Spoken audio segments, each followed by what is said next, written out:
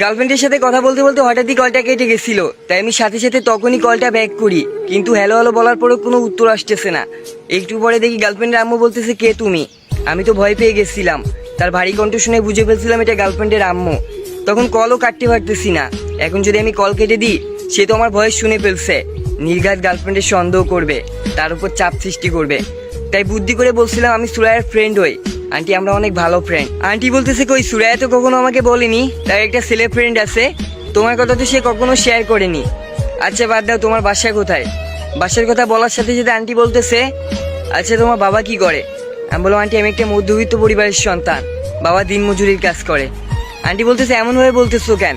আমিও দিনমজুরের সন্তান ছিলাম, বাট সুরাইয়ের আব্বা যখন প্রবাসে গেছে তখন আমাদের দিন একটু ফিরছে, এখন আমরা একটু ভালো অবস্থানে আছি, বাট আমিও মধ্যবিত্ত ঘরের সন্তান ছিলাম।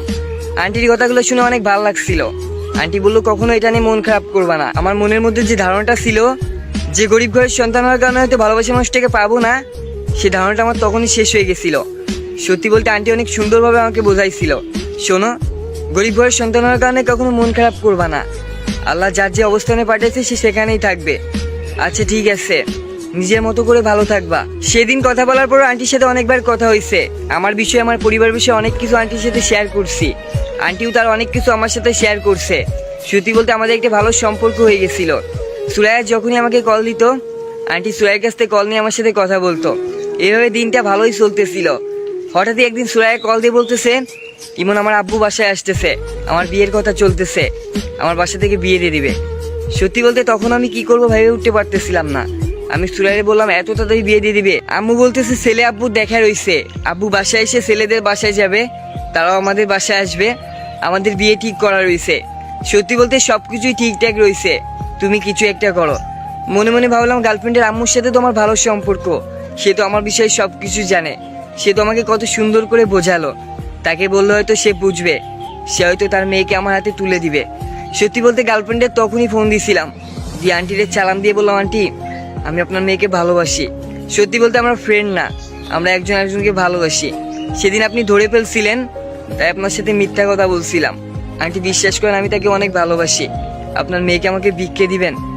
আন্টি বললো, কি বলতেছে এগুলা? ওর বাবা ওকে একটা ভালো পরিবারের ছেলের সাথে বিয়ে দিবে, তাই তোমার কথা বলার তো কোনো প্রশ্নই আসে না। আর সত্যি বলতে যে আন্টি সবার আগে বলছিল গরিব পরিবারের সন্তানের কারণে কোনো মনে কষ্ট নিবা না, সেই আন্টি সবার আগে বলল তুমি মধ্যবিত্ত ঘরের সন্তান, তোমার বাবার কিছু নাই, তুমিও কিছু করো না, তোমার সাথে মেয়ে বিয়ে দেবো এই কথা ভুলেই যাবা। এই বললাম, আন্টি আমাকে ভিক্ষা দেন না, আমি না তাকে অনেক ভালোবাসি, আমি আপনার মেয়েকে ছাড়া থাকতে পারবো না। আন্টি বললো, শোনো টাকা পয়সা কখনো আবেগ দেখে না, আর তোমার কি এমন আছে আমার মেয়েকে বিয়ে করার মতো?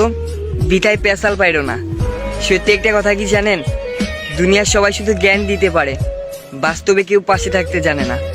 বলার সময় কত সুন্দরভাবে বোঝায়, বাট বাস্তবে সবাই এক, টাকা পয়সার কাছে সব কিছু হার মেনে যায়। আমি আমার ভালোবাসা মানুষটাকে হারাই ফেলছিলাম। সত্যি বলতে সবাই টাকার পাগল, আন্টিও সেই পরিচয়টা দিল।